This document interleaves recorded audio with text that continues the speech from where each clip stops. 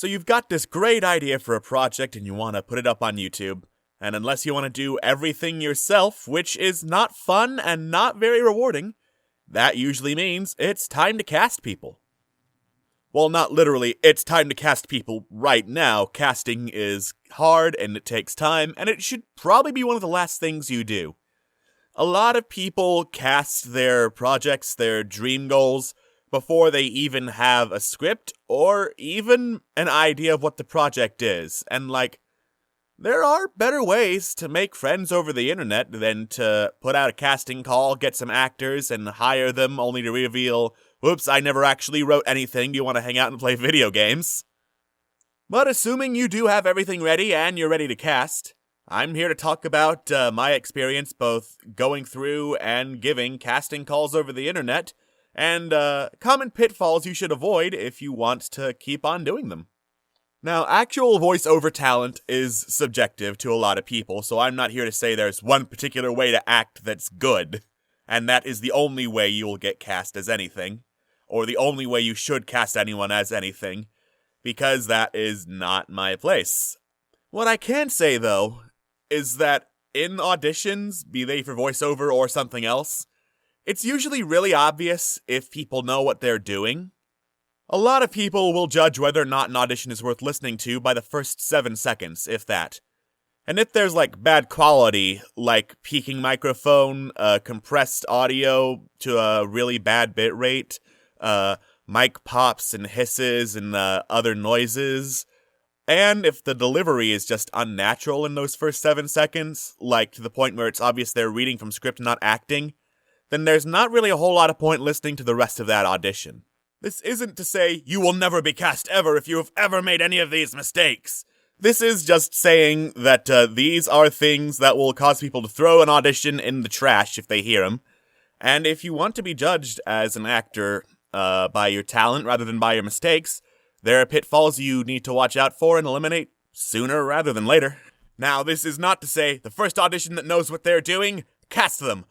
Or even, in some cases I've seen, the first audition you get, regardless of quality, cast them. That is actually really disrespectful to other actors who might have been interested in auditioning. It just shows that you want to get a product out there, rushed out the door, and don't really care about getting the best quality you can.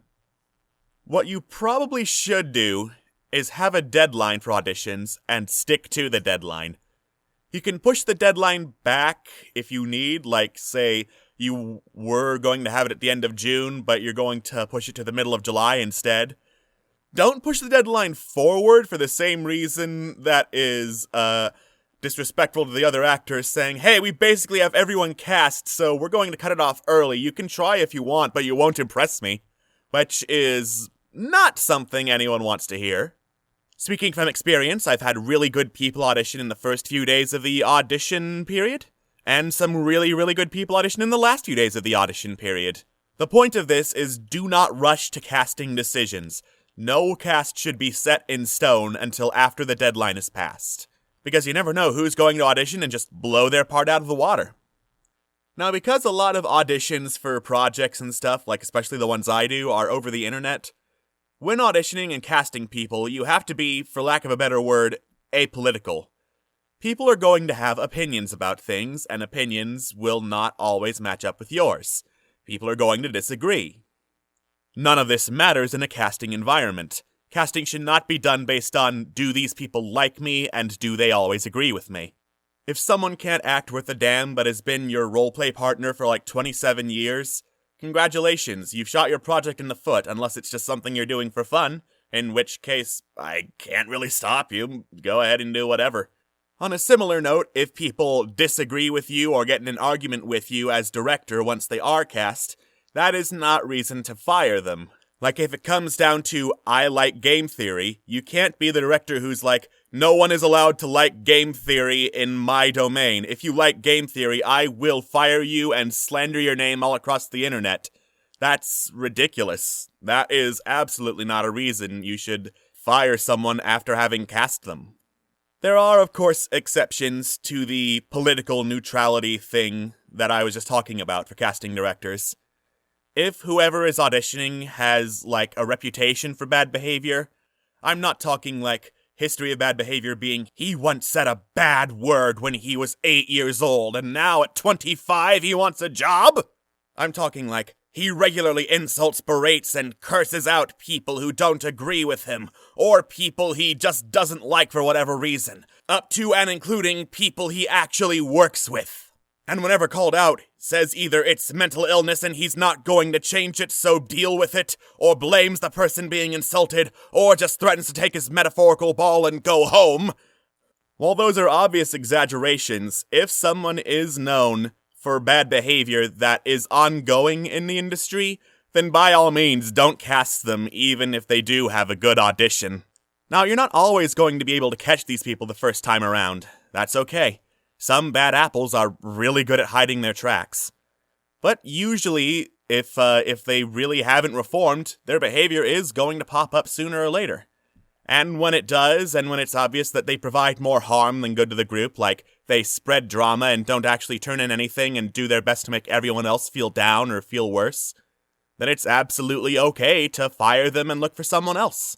This tends to tie into how an actor markets themselves. If they message you after sending an email with like a cover letter detailing their experience, their equipment, and their willingness to work, then they're probably going to be a good fit. If they respond to criticism by either going through a fit, calling you out for daring to comment on anyone's performance, or just going into depression saying, no, I know I'm a good actor, you just don't know what you're missing, then probably it was a good idea to not cast them. I'm not going to delve into how an actor can professionally present themselves. There are several other classes, lectures, people, etc. who are much better qualified to talk about that than me. I will say, however, that acting is not just about putting on a silly voice. What I particularly look for in actors is not just people who can do a voice, but who can actually act as that character. Like, if I'm looking to cast Mickey Mouse, knowing that Mickey Mouse has his particular voice, I'm not going to cast someone who just goes up to the microphone and is like, "Hiya, pal, it's me, Mickey! Oh boy, I'm your bestest friend forever! Hi, it's me!" I'm gonna be looking for someone who really, embodies Mickey no matter what he's doing. Because in a sad situation, that same actor would be like, "Oh no, Minnie, I can't believe you're dead!" Whereas an actor would be like, Oh no, Minnie, please, say something to me." I obviously made up some of the lines there as I was going along, but you can hear a difference, right? You can hear a difference between just doing a silly voice and actually embodying the character. That's what you should be looking for as a casting director, not just someone who will do the same voice over and over, but someone who actually acts, because that's their job as actors. The last piece of advice I'm going to give before I go back into my grumpy old man hole is look for people who take direction well, but also bring their own ideas to the table. At the end of the day, a creative project is going to be a collaborative one once you start bringing people who aren't yourself. Sure, as director, you have a goal in mind and it's up to you to communicate to everyone how you're going to get there, but you're not an absolute dictator.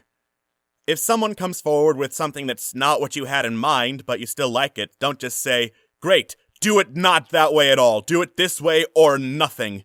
If it's something you can use, by all means use it. Actors who put themselves out there and make bold choices are good actors.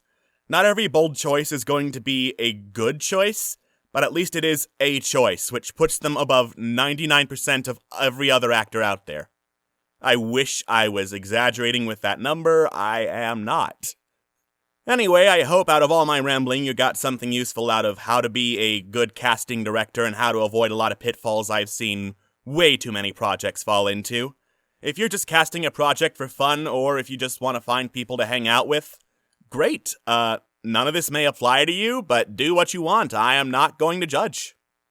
Unless it's like shipping real people, in which case, no, don't do that. I'm going to judge you very harshly and probably put you on my avoid list. Because that's weird.